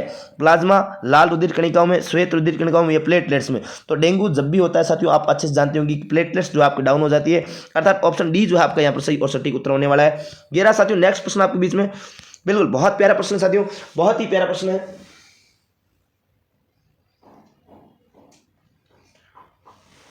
बहुत ही प्यारा प्रश्न साथियों, जब आप 1 ग्राम तांबे कॉपर पाउडर वाले चाइना डिश को गर्म करते हैं तो पाउडर की सतह पर एक काला पदार्थ बनता है, इसका कारण क्या है। स्वचालितीकरण, ऑटोमाइजेशन, समुद्र तल जल से नमक को दूर करना, डिसैलिनिजेशन और उपचयन ऑक्सीकरण, कार्बनीकरण यानी जलकर कोयला हो जाना। तो साथियों यहाँ पर जो आपका उत्तर होने वाला है वह बिल्कुल उपचयन जो है ऑक्सीकरण यानी कि सी आपका उत्तर सही और सटीक होने वाला है। ये रहा साथियों नेक्स्ट है कि हजामत का शीशा कौन सा है। हजामत का शीशा कौन सा है? कॉन्वेक्स उत्तल है, कॉन्क्लेव अवतल है, प्लेन समतल है, पैराबोलिक परवलयी है। तो साथियों यहाँ पर हजामत का शीशा कौन सा है? तो 77 में आपका जो उत्तर होने वाला साथियों कॉन्क्लेव जो है अवतल यानी ऑप्शन बी आपका उत्तर होने वाला है। साथियों ये नाइलॉन का निर्माण होता है, नाइलॉन का निर्माण होता है सेलुलोज से, एडिपिक अम्ल एवं हेक्सामिथिलीन डाइएमीन से, इथिलीन से, उपयुक्त में से कोई नहीं। तो साथियों यहाँ पर जो आपका उत्तर होने वाला है बिल्कुल साथियों यहाँ पर एडिपिक जो है, एडिपिक अम्ल जो है यहाँ से बिल्कुल आपका ऑप्शन बी आपका सही और सटीक उत्तर होने वाला है। साथियों मोटर कार के हेडलाइट के रूप में निम्न में से किस प्रकार का दर्पण प्रयुक्त होता है? तो मोटर कार की जो हेडलाइट है वहां पर साथियों किस प्रकार का दर्पण होता है? तो वहां पर अवतल दर्पण का प्रयोग किया जाता है। ऑप्शन ए जो है आपका सही और सटीक उत्तर होने वाला है। ये रहा साथियों नेक्स्ट प्रश्न आपके बीच में हाजिर, बहुत ही प्यारा। ऐसा कंप्यूटर जो कि भौतिक राशियों तथा ताप, दाब, वोल्टेज आदि को मापकर अपना कार्य करता है तथा वैज्ञानिक कार्यों में उपयोगी है, क्या कहलाता है? तो ऐसा कंप्यूटर जो है साथियों यह क्या कहलाता है? ये अनुरूप कंप्यूटर कहलाता है। साथियों ऑप्शन ए जो है आपका क्या होने वाला है? सही और सटीक उत्तर होने वाला है। साथियों नेत्रदान में दाता की आंखों के किस भाग को प्रतिरूपित किया जाता है? यानी जब नेत्रदान किया जाता है उस समय जो दान देने वाला होता है उसकी आंखों के किस भाग को प्रतिरूपित किया जाता है? कॉर्निया को, लेंस को, रेटिना को, पूरी आंख को? तो साथियों आप बहुत अच्छे से इस बात को जानते हो कि कॉर्निया वाला जो भाग है उसको आपको क्या किया जाता है? अधिरोपित किया जाता है। किस जीवाणु द्वारा डिब्बाबंद खाद्य में विषाक्त एवं गैस एक साथ उत्पन्न होती है? हाँ, साल्मोनेला टाइफोसा या क्लाइस्ट्रीडियम बोटुलिनम की बात करें, सिलेगुला बॉइड की बात करें, एस्चेरिया कोलाई की बात करें, तो आप साथियों बिल्कुल अच्छे से जानते होंगे कि आपके जो है एस्चेरिया कोलाई की बात करें तो यह आपका यहाँ पर क्या करने वाला है? हाँ, एक साथ आपके गैस की जो है विषाक्तता एवं गैस एक साथ ही आपके उत्पन्न हो जाती है। बिल्कुल साथियों ऑप्शन डी आपका सही और सटीक उत्तर होने वाला है। ये रहा साथियों नेक्स्ट प्रश्न आपके बीच में कि सुपर पोटैटो भारत द्वारा तैयार किया गया एक अधीन प्रोटीन युक्त आलू है जिसमें निम्न में से किसका जीन आलू में स्थानांतरित किया गया है? तो आप अच्छे से जानते होंगे साथियों, यही बिल्कुल आप अच्छे से जानते होंगे कि रामदाना ग्रेन एमरेंथेस का जो है आपके अधिरोपण जो है स्थानांतरण इसमें किया गया। साथियों ये रहा नेक्स्ट प्रश्न आपके बीच में, बिल्कुल बहुत ही प्यारा प्रश्न साथियों, बहुत ही गजब का प्रश्न आपके बीच में आया है कि कृत्रिम उपग्रह विषयक निम्नलिखित प्रतिबंधों को देखिए। यह ऐसी कक्षा में घूमना चाहिए जो भूमध्य रेखीय तल को समकेंद्रित और समतलीय हो। यह पृथ्वी से 3600 लगभग किलोमीटर की ऊंचाई पर स्थित होना चाहिए। पृथ्वी के चतुर्दिक इसका परिक्रमण जो है काल है 24 घंटे होना चाहिए। और कृत्रिम उपग्रह को कौन से प्रतिबंध पूरे करने चाहिए ताकि यह भू स्तर उपग्रह बन जाए? 1 2 1 2 3 2 3 1 3। तो साथियों यहाँ पर बहुत अच्छे से आपको पता होना चाहिए 84 की जब बात हो रही है तो 84 नंबर में साथियों ऑप्शन डी जो है 1 और 3 यहाँ पर क्या होने वाला है? सही और सटीक आंसर होने वाला है। बिल्कुल आपके डी ऑप्शन एकदम सही हो जाए। नेक्स्ट प्रश्न देखो कि निम्न को सुमेलित कीजिए। साथियों प्रोजेस्टेरोन की बात हो रही है, मेलेटोनिन की बात हो रही है, आपत्ति या अंतःस्रावी ग्रंथि या वेसोप्रेसिन की बात हो रही है। तो यहाँ पर सुमेलित करना आपको बिल्कुल साथियों बिल्कुल सुमेलित करना है। तो साथियों यहाँ पर देखो प्रोजेस्टेरोन की बात करें तो ये आपकी पीनियल बॉडी, बिल्कुल यहाँ पर पीनियल बॉडी होने वाला है। साथियों पीनियल बॉडी यहाँ पर होने वाला है। और बिल्कुल आपसे पूछा जाए, सॉरी क्या कर दिया मैंने साथियों, प्रोजेस्टेरोन की बात करें तो यह आपके स्त्रियों में गौण लैंगिक लक्षण जो है उत्पन्न करने वाले प्रोजेस्टेरोन जो है ये हार्मोन आपके काम करने वाला है। साथ में मिलेटोनिन जो है ये पीनियल बॉडी काम करने वाला है। और आपके आपाती अंतःस्रावी एड्रिनल ग्रंथि है। और वेसोप्रेसिन की बात करें जल का पुनः शोषण यानी अर्थात साथियों ऑप्शन ए जो है आपका यहाँ पर क्या होने वाला है? सही और सटीक उत्तर होने वाला है। ये रहा साथियों एकाएक उजाले से अंधेरे में जाने पर कुछ समय तक बिल्कुल दिखाई नहीं देता है, क्योंकि इसका कारण क्या होता है साथियों? एकाएक अपन मान लो उजाले से अंधेरे में जाए या फिर अंधेरे से जब भी अपन मतलब उजाले से अचानक अंधेरा यानी अचानक लाइट जाती है तो अपन कुछ भी नहीं दिखता है, लेकिन थोड़ी देर बाद बाल बिल्कुल हल्का हल्का दिखने भी लग जाता है। तो इसका कारण क्या होता है? तो आप अच्छे से जानते हो साथियों, अंधेरे में स्कोटिप्सिन व रेटिनिन मिलकर रोडोपिसिन बना देते हैं और इस क्रिया में कुछ समय लगता है सर, ठीक है ना। तो ऑप्शन ए आपका एकदम सही और सटीक आंसर होने वाला है। साथियों शहद में पानी की मात्रा लगभग 17% होती है तथा कार्बोहाइड्रेट की मात्रा कितनी होती है? शहद में 17% पानी होता है लेकिन कार्बोहाइड्रेट जो है वह कितना होता है? तो आप जानते हो साथियों कार्बोहाइड्रेट लगभग 78% जो है कार्बोहाइड्रेट इसमें होता है। बिल्कुल नेक्स्ट प्रश्न आपके बीच में ये रहा कि पुनेट स्क्वायर में cross double AABB and AABB के साथ कितने AABB जीनोटाइप बनेंगे? तो ये आपका साइंस का प्रश्न है साथियों। इक्वेशन जो है ज़्यादा मैं साइंस मेरा हिस्ट्री कल्चर सब्जेक्ट रहता है मेनली, लेकिन मैं आपको पूरा मॉडल पेपर करा रहा हूँ। मुझे इसका इक्वेशन तो मुझे नहीं पता है, लेकिन इसका उत्तर जो होने वाला है साथियों 88 में जो है ऑप्शन सी जो है आपका बी 2 आपके जो है बनने वाले हैं। ये आप ध्यान रखना, ठीक है ना। बिल्कुल ये रहा साथियों किस वायरस के कारण चेचक होती है? तो रूबेला वायरस के कारण, हार्पिस जोस्टर वायरस के कारण, रेबीज के कारण या वेरिकोला वायरस के कारण। तो चेचक साथियों आप अच्छे से जानते हो, चेचक के लिए जो है हार्पिस जोस्टर वायरस जो है ये आपके प्रमुख रूप से कार्य करता है। ऑप्शन बी जो है आपका एकदम सही और सटीक होने वाला है। साथियों ग्रीन हाउस प्रभाव में कौन सी गैस सर्वाधिक भाग लेती है? ग्रीन हाउस प्रभाव की बात करें तो इसमें सर्वाधिक जो साथियों गैस होती है वे आप जानते हो पानी का जो वाष्प है ये आपकी भाग लेती है। साथियों ऑप्शन ए जो है आपका भाग एकदम सही और सटीक होने वाला है। साथियों माइग्रेन के इलाज के लिए किस दवा का प्रयोग किया जाता है? तो माइग्रेन जो है साथियों इसके इलाज के लिए जो है आपकी जिस दवा का उपयोग किया जाता है वह है साथियों सुमेट्रिप्टिन की बात करें, सुमेट्रिप्टिन जो है ऑप्शन सी आपका सही और सटीक आंसर होने वाला है। साथियों ये रहा नेक्स्ट प्रश्न आपके बीच में हाजिर, ये रहा गजब का प्रश्न है साथियों, बहुत ही प्यारा प्रश्न है कि जीरोंटोलॉजी के अंतर्गत अध्ययन का विषय होता है मापतोल की विधियों का अध्ययन, भौगोलिक हलचलों का जानवरों पर असर का अध्ययन, प्रतिरक्षात्मक शक्तिवर्धन दवाओं का अध्ययन, वृद्धावस्था तथा उनसे जनित रोगों का अध्ययन। तो साथियों आप बिल्कुल बहुत अच्छे से समझ रहे होंगे कि वृद्धावस्था तथा उनसे जनित रोगों का जो अध्ययन है इसमें आपको किया जाता है। तो ऑप्शन डी आपका सही और सटीक आंसर होने वाला है। साथियों ये रहा आपका निम्नलिखित को सुमेलित कीजिए। सुमेलित करना साथियों यूरेनियम भेग की धातु, प्लूटोनियम जीवन रक्षक धातु, रेडियम फिक्स सिल्वर, पारा आशा की धातु। तो आपको इनको सम्मिलित करना साथियों 93 में बिल्कुल आपको सम्मिलित करना है। तो साथियों यहाँ पर देखो यूरेनियम जो है ये आशा की धातु बताया जाता है, यूरेनियम को आशा की धातु बताया जाता है, प्लेटिनियम को भेग की धातु बताया जाता है, रेडियम जो है इसे साथियों आपके जीवन रक्षक धातु और पारा को क्विक सिल्वर के नाम से। अर्थात साथियों 4 1 2 3 ऑप्शन डी जो है आपका यहाँ पर सही और सटीक उत्तर होने वाला है। ये रहा साथियों नेक्स्ट प्रश्न आपके बीच में कि प्रारंभ में कंप्यूटर की सरल भाषा सीखने वालों के लिए बेसिक भाषा का प्रयोग किया जाता था, लेकिन जटिल वैज्ञानिक गणनाओं के लिए किस भाषा का उपयोग किया जाता है? बेसिक, फोर्ट्रॉन, एडा, इप्स। तो ये आप अच्छे से जानते होंगे कंप्यूटर की भाषा में साथियों फोर्ट्रॉन की बात करें तो ये ऑप्शन बी आपका सही और सटीक होने वाला है। साथियों निम्न विटामिन व ये प्रश्न बहुत प्यारा प्रश्न साथियों, विटामिन का निम्न विटामिनों व उनकी कमी से होने वाले रोगों का सुमेलित कीजिए। Thiamine, pellagra, niacin, beriberi, cobalamin, अरक्तता, कैल्सीफेरोल, रिकेटस। तो साथियों 95 की जब भी बात हो रही है 95 में, तो साथियों यहाँ पर देखो थाइमिन की वजह से बेरी रोग हो जाता है। कौन सा हो जाता है? बेरी हो जाता है। नियासिन, पेलाग्रा, नियासिन की वजह से पेलाग्रा, और ये आपके पहले से सुमेलित है। अर्थात साथियों ऑप्शन ए जो है आपका एकदम क्या होने वाला सही और सटीक उत्तर होने वाला है।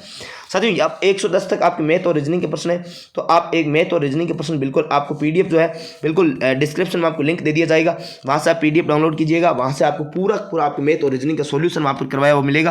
पूरा हर एक प्रश्न का विस्तृत वाक्य के साथ आपके सॉल्यूशन मिलेगा, जो कि मैं लास्ट में आपको दिखा भी दूंगा, और आपको पीडीएफ भी वहां पर मिले जाएगी। तो वह आप अच्छे से क्या कर लेना, वहाँ से सॉल्यूशन कर लेना और अपने उत्तर और अपनी पत्रता को आप रख लेना। साथियों नेक्स्ट है हिंदी दिवरात्र का संधि विच्छेद क्या है? दिवरात्र दिवा प्लस रात्र, दिवा प्लस रात्रि, दिव प्लस आरात्र, दिन प्लस रात। तो साथियों दिवारात्र का संधि विच्छेद है, दिवारात्र का संधि विच्छेद साथियों आपके दिवा प्लस रात्रि। साथियों ऑप्शन बी जो है आपका होने वाला यहाँ पर सही और सटीक आंसर। जो जानने को उत्सुक है के लिए एक शब्द, जो जानने के लिए उत्सुक है उसके लिए साथियों एक शब्द का प्रयोग किया जाए तो साथियों वह जिज्ञासु होता है। क्या होता है? जिज्ञासु होता है। ऑप्शन डी आपका सही और सटीक उत्तर होने वाला है। डेमोक्रेसी से साथियों क्या आती है? डेमोक्रेसी लोकतंत्र, राजतंत्र, धर्मतंत्र, तानाशाही। तो डेमोक्रेसी शब्द का साथियों आपके लोकतंत्र से तात्पर्य है। ऑप्शन ए आपका सही और सटीक उत्तर हो जाएगा। साथियों स्वजन जो है इसका अर्थ क्या होता है? तो ये आप अच्छे से जानते होंगे साथियों। इसका अर्थ पूछा जा रहा है, ये दूसरे वाला जो है इसका अर्थ पूछा जा रहा है। इसका अर्थ पूछा जाए तो आप अच्छे से बता देना साथियों। क्या बता देना? कुत्ता जो है ये आपका इसका उत्तर होता है। बिल्कुल साथियों कुत्ता इसका उत्तर होता है। साथियों सीमा अपने बेटे को अंसाती है, इसमें क्रियापद को क्या कहा जाएगा? क्रियापद जो है उसको क्या कहा जाएगा? सीमा अपने बेटे को अंसाती है, इसमें क्रियापद जो है इसको क्या कहा जाएगा? तो क्रियापद को जो है साथियों यहाँ पर सकर्मक क्रिया कहा जाएगा, क्योंकि कर्म कर रही है ना, बेटे को अंसा रही है। साथियों निम्न में से कौन सा वाक्य शुद्ध है? डाकुओं को कुत्ते के सामने घसीटा गया, अपने अपने घरों में आ जाना, विदेशियों ने अनेकों बार भारत पर आक्रमण किया, उपयुक्त में से कोई नहीं। साथियों कौन सा वाक्य जो है शुद्ध है ये आपसे पूछा जा रहा है। तो साथियों यहाँ पर जो है कोई सा भी वाक्य जो है शुद्ध नहीं है, कोई सा वाक्य शुद्ध नहीं है। ऑप्शन डी आपका क्या हो जाएगा? सही और सटीक आंसर हो जाएगा। साथियों चिरंतन शब्द का विलोम शब्द क्या होता है? चिरंतन शब्द का विलोम शब्द पूछा जा रहा है। देवता, निश्वर, भगवान, ईश्वर। तो यहाँ पर चिरंतन शब्द का जब भी शाब्दिक आपके पूछा जाए विलोम शब्द तो साथियों नश्वर बता देना। साथियों क्या बता देना? नश्वर। ऑप्शन बी आपका सही और सटीक आंसर होने वाला है। निम्न में से कौन सा शब्द गेह का पर्यायवाची शब्द है? गेह का पर्यायवाची शब्द है, बताओ कौन सा है? विहग, वसन, विपट, आवास। तो गृह के लिए साथियों पर्यायवाची शब्द की बात हो रही है, तो यहाँ पर आवास जो है आपका क्या हो जाएगा, ऑप्शन डी एकदम सही और सटीक आंसर हो जाएगा। साथियों खेती पाती बिनती और घोड़े की तंग अपने हाथ संभालिए चाहे लाख लोग होय संग, लोकोक्ति का अर्थ क्या होता है?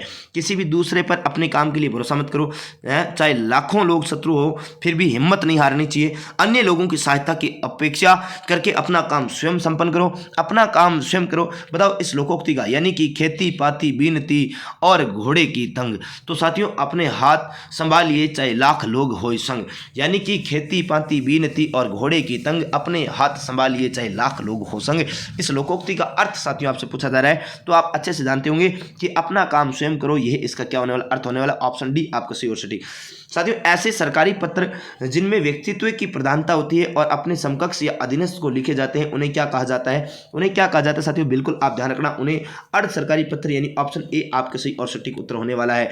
साथियों ये रहा नेक्स्ट प्रश्न आपके बीच में। अब अंग्रेजी के प्रश्न आए साथियों, मैं आपको सीधा सीधा उत्तर लगवाऊंगा क्योंकि अंग्रेजी अपने बस की बात है नहीं। तो साथियों चूज द करेक्ट टेंस आपसे पूछा जा रहा है। जी स्प्लेंडेड इट यस्टरडे की बात करें तो साथियों यहाँ पर सिंपल पास्ट टेंस होने वाला है। हाँ बिल्कुल सिंपल पास्ट टेंस होने वाला है साथियों। अंग्रेजी जो है इसमें आप सीधे सीधे क्या करना, मैं आपको आंसर की डाल रहा हूँ, आप आंसर की से आप पढ़ लेना, मैं आपको सीधे सीधे कंप्यूटर वाले प्रश्नों के साथ उत्तर लगवा देता हूँ, है ना, बिल्कुल उत्तर लगवा देता हूँ। कंप्यूटर से जुड़ने वाले मॉनिटर और प्रिंटर जैसे डिवाइस क्या कहलाते साथियों? प्रोसेसिंग डिवाइस, यानी कि कंप्यूटर से जुड़ने वाले मॉनिटर और प्रिंटर जैसे यानी आउटपुट डिवाइस होते हैं, प्रोसेसिंग डिवाइस होते हैं, सिस्टम डिवाइस होते हैं, पेरिफेरल डिवाइस होते हैं, इनपुट डिवाइस होते हैं, क्या होते हैं? तो साथियों ये आप ध्यान रखना, ये पेरिफेरल डिवाइस होते हैं। ऑप्शन डी आपका यहाँ पर क्या होने वाला है, सही और सटीक आंसर होने वाला है। साथियों ये रहा आपका आपके सामने 132 नंबर का प्रश्न, ये रहा हाजिर कि निम्न में से कौन सा उप प्रोग्राम्स का प्रतिनिधित्व करते हैं जो रोम में संग्रहित होते हैं? Hardware, program, efforts, peripheral, firmware. तो साथियों 132 में आपके यहाँ पर फ्रेमवेयर होने वाला है, ऑप्शन सी एकदम सही और सटीक उत्तर होने वाला है। सिस्टम कन्वर्जन में रनिंग द ओल्ड और खालिस्तान शामिल होते हैं, रनिंग द ओल्ड और खालिस्तान शामिल होते हैं। Pilot conversion, direct conversion, parallel conversion, convergent conversion. तो साथियों यहाँ पर जो आपका उत्तर होने वाला है, बिल्कुल साथियों यहाँ पर जो आपका उत्तर होने वाला है, यहाँ पर उत्तर क्या होने वाला है, बिल्कुल आप अच्छे से ध्यान देना कि यहाँ पर जो उत्तर होने वाला साथियों आपकी पैरेलल कन्वर्जन जो है, ऑप्शन सी आपका एकदम सही और सटीक उत्तर होने वाला है। साथियों कंप्यूटर में यूएसबी पोर्ट से सीधे जोड़ा जाने वाला स्टोरेज डिवाइस कौन सा होता है? तो सीधा आपसे जोड़ा जाने वाला जो स्टोरेज डिवाइस की बात करें तो साथियों आप अच्छे से ध्यान रखना, यहाँ पर अच्छे से आप ध्यान रखना कि सीधा जो आपके यानी कि सीधा जोड़ा जाने वाला स्टोरेज डिवाइस जो है वे रैम, डीवीडी, फ्लॉपी या फ्लैश ड्राइव, इनमें से कौन सा होता है? तो आप ध्यान रखना साथियों फ्लैश ड्राइव जो है वह आपका सही और सटीक उत्तर होने वाला है। बिल्कुल साथियों ये रहा नेक्स्ट प्रश्न, किसी कंप्यूटिंग कार्य को करने के लिए सॉफ्टवेयर निम्न में से किन 4 आधारभूत कार्यों के लिए हार्डवेयर का प्रयोग करता है? इनपुट, प्रोसेसिंग, स्टोरेज, यानी कि आपसे पूछा जा रहा है तो ये आप इसका बारे में सीधे सीधा आप ध्यान रखना, सीधे सीधे ध्यान रखना साथियों। इनपुट, प्रोसेसिंग, स्टोरेज तथा आउटपुट जो है ये आपके प्रोसेस जो है कंप्यूटर आपके करता है, ऑप्शन ए आपका सही और सटीक आंसर होगा। साथियों निम्न में से कौन सा रिलेशनशिप मान्य नहीं है, यानी इनमें से कंप्यूटर की रिलेशनशिप है, इनमें से कौन सी रिलेशनशिप जो है मान्य नहीं है, ये आपसे पूछा जा रहा है 136 में। तो साथियों 136 नंबर प्रश्न का आप उत्तर ध्यान रखना है कि जो 010n जो है ये वाले रिलेशनशिप जो कंप्यूटर मान्य नहीं है, अर्थात ऑप्शन बी जो है आपकी एकदम सही और सटीक आंसर होने वाला है। निम्न में से कौन व्यक्ति जानकारी प्रबंधक के रूप में जाना जाता है? साथियों जानकारी प्रबंधन, Microsoft Outlook, Microsoft Excel, Microsoft Word, Microsoft Access. तो आप इनमें से साथियों बिल्कुल एकदम अच्छे से ध्यान रखना, जो माइक्रोसॉफ्ट आउटलुक है वह आपके व्यक्तिगत जानकारी प्रबंधक के रूप में कंप्यूटर में जाना जाता है। तो बिल्कुल साथियों नेक्स्ट ए आपका उत्तर हो चुका है। वहाँ पर मान लीजिए सी ड्राइव का नाम फोल्डर है, ड्राइव सी पर उच्च स्तरीय फोल्डर है, फोल्डर 2 फोल्डर 1 सब फोल्डर है, तो फोल्डर 2 में उपस्थित फाइल test.jpg के लिए मान्य फाइल पथ कौन सा होगा? ये आपसे पूछा जा रहा है, यानी किस प्रकार से इसको खोला जाएगा। तो आप ध्यान रखना साथियों कौन सी प्रोसेस आप फॉलो करोगे। तो यहाँ पर आप सी फोल्डर 2 test.jpg ये आप फॉलो करोगे, यानी ऑप्शन डी आपका यहाँ पर क्या हो जाएगी, सही और सटीक आंसर हो जाएगा। नेक्स्ट एक सीडी डीवीडी में फाइल को कॉपी करने की प्रक्रिया को क्या अक्सर क्या कहा जाता है, यानी कॉपी करने की जो प्रक्रिया साथी उस कॉपी करने की प्रक्रिया को अपन क्या कहते हैं? तो कॉपी करने की प्रक्रिया को आप अच्छे से ध्यान रखना, आपसे जब भी पूछा जाए कि कॉपी करने की प्रक्रिया जो है क्या कहलाती है? Storing, burning, pasting, cutting. तो साथियों ध्यान रखना बर्निंग कहलाती है, क्या कहलाती है? ऑप्शन बी जो है आपका यहाँ पर सही और सटीक उत्तर होने वाला है। साथियों ऑपरेटिंग सिस्टम का एक प्रकार है, ऑपरेटिंग सिस्टम का एक प्रकार है जो कि हैंड हेल्ड कंप्यूटर पीडीए और स्मार्टफोन सिस्टम में इस्तेमाल किया जा सकता है? जल्दी बताओ। Network computer operating system, embedded mobile operating system, desktop operating system, उपयुक्त में से कोई नहीं। तो साथियों बिल्कुल आप यहाँ पर अच्छे से ध्यान रखना, यहाँ पर एम्बेडेड जो मोबाइल ऑपरेटिंग सिस्टम है, बिल्कुल ऑप्शन बी आपका सही और सटीक उत्तर होने वाला है। भारतीय जनता पार्टी, साथियों अब करंट के प्रश्न आ चुके हैं आपके बीच में कि भारतीय जनता पार्टी ने गुजरात विधानसभा चुनाव में कुल 182 सीटों में से कितनी सीटों पर जीत दर्ज की है? तो साथियों बिल्कुल ध्यान रखना, यहाँ पर 156 सीटों पर जो है आपकी भारतीय जनता पार्टी ने यहाँ पर क्या की, जीत दर्ज की है, क्योंकि मोदी जी का गढ़ है साथियों, कौन सा, गुजरात। ठीक है ना। नेक्स्ट है साथियों, नासा द्वारा अपने आर्टेमिस 1 मिशन के तहत किस स्पेसशिप को SLS रॉकेट द्वारा 16 नवंबर 2022 को सफलतापूर्वक लॉन्च किया गया है? तो आप अच्छे से ध्यान रखना साथियों, ओरियन स्पेसिस, मेंटेन स्पेसिस की बात हो रही है, मेजेसेक स्पेसिस की बात हो रही है, यरिका स्पेसशिप की बात हो रही है। तो ये आप ध्यान रखो साथियों, ओरियन स्पेसशिप जो है इसकी बात हो रही है। बिल्कुल साथियों 143 नंबर प्रश्न की ओर चलते हैं। ये रहा बहुत प्यारा प्रश्न है। Mind the gap, leave no one and place behind वर्ष 2022 में 3 अक्टूबर को मनाए गए इस दिवस की थीम क्या है? इस दिवस की थीम क्या है? विश्व शाकाहारी दिवस, विश्व पर्यावरण, यानी कि किस दिवस की ये थीम है? यानी कि mind the gap, leave no one and place behind, ये आपके 3 अक्टूबर को एक दिवस मनाया गया। कौन सा दिवस मनाया जाता है 3 अक्टूबर को? आप मुझे ये बता दो तो भी आपका उत्तर सही हो जाएगा साथियों। विश्व पर्यावरण दिवस जो है इसके बारे में आपकी बात की जा रही है। तो साथियों बिल्कुल ध्यान रखना, ऑप्शन बी आपका सही हो जाएगा। न्यायमूर्ति धनंजय यशवंत चंद्रचूड़ ने सर्वोच्च न्यायालय के कौन से मुख्य न्यायाधीश के रूप में पद ग्रहण किया है? तो न्यायमूर्ति धनंजय यशवंत चंद्रचूड़ ने सर्वोच्च न्यायालय के कौन से मुख्य न्यायाधीश के रूप में पद ग्रहण किया है? 49वें, 50वें, 51वें, 52वें? तो साथियों बिल्कुल ध्यान रखना, 50वें नंबर के। साथियों नेक्स्ट प्रश्न आपके बीच में ये रहा कि सितंबर 2022 में संपन्न अमेरिकी ओपन 2022 में विजेताओं से संबंधित कौन सा युग्म सही नहीं है, सही सुमेलित नहीं है? महिला एकल में इगा स्वातेक, पुरुष युगल में आपकी क्रिस्टियन फिलिपेंकेंस व वेस्ली कुलहोप, महिला युगल में कैटरीना सीनियाकोवा व बारा बोरा क्रेजिस्कोवा, और मिश्रित युगल में स्ट्रोम सैंडर्स और जॉन पियर्स की बात करें तो इसमें कौन सा युगल सुमेलित नहीं है? तो साथियों आपकी बी ऑप्शन जो है ये आपके सुमेलित नहीं है, ऑप्शन बी जो है आपके सुमेलित नहीं है। तो बिल्कुल बी आप ध्यान रखें, है ना। साथियों केंद्र सरकार ने वरिष्ठ अधिवक्ता को भारत का नया अटॉर्नी जनरल 28 दिसंबर 2022 को नियुक्त किया है। हरीश सोलवे को, मुकुल रोहतगी को, CS वैद्यनाथ को, R वेंकट रमणी को। तो आप मुझे इसका उत्तर बताएं। बिल्कुल साथियों इसका उत्तर R वेंकट रमणी होगा, ऑप्शन डी जो है आपका एकदम सही और सटीक उत्तर होने वाला है। साथियों ये रहा 147 नंबर प्रश्न कि जून 2022 में की गई नियुक्तियों के संबंध में असंगत युग्म का चयन कीजिए। रंजना प्रकाश देसाई अध्यक्ष जो है भारतीय प्रेस परिषद की, BS पाटिल लोकायुक्त कर्नाटक के, मयंक कुमार अग्रवाल CEO प्रसार भारती के, जुल्फिकार हसन जो है महानिदेशक सशस्त्र सीमा बल के। तो साथियों इनमें से जो है कौन सा असंगत युग्म है? असंगत युग्म की बात हो रही है। तो साथियों यहाँ पर जो जुल्फिकार हसन जो है ये महानिदेशक सशस्त्र सीमा बल, ये आपके क्या है? असंगत युग्म है, ये आपके डी ऑप्शन सही हो जाएगा। साथियों मुख्यमंत्री अशोक गहलोत द्वारा सितंबर 2022 में दी गई स्वीकृति के बाद मनरेगा योजना के अंदर नियोजित मेटों की मजदूरी दर प्रति दिवस कितनी हो गई है? अब प्रति दिवस जो मेट है मनरेगा में, साथियों नरेगा में जो रोजगार करते हैं उसमें जो मेट होता है उसकी पर डे की जो सैलरी वो कितनी होने वाली है? तो साथियों यहाँ पर ध्यान रखना 240 रुपये प्रति दिवस होने वाली है। ऑप्शन बी आपका सही और सटीक उत्तर होने वाला है। साथियों दिव्यांग जन सशक्तिकरण के लिए उत्कृष्ट कार्य करने के लिए किस जिला प्रशासन को सर्वश्रेष्ठ जिले का पुरस्कार 3 दिसंबर 2022 को प्रदान किया गया? दौसा, पाली, प्रतापगढ़ और अलवर। तो साथियों बिल्कुल बहुत अच्छे से ध्यान रखना, अलवर जो है आपका ऑप्शन डी एकदम सही और सटीक उत्तर होने वाला है। यह रहा साथियों न्यायमूर्ति पंकज मित्तल ने राजस्थान उच्च न्यायालय के कौन से मुख्य न्यायाधीश के रूप में 14 अक्टूबर 2022 को शपथ ली थी?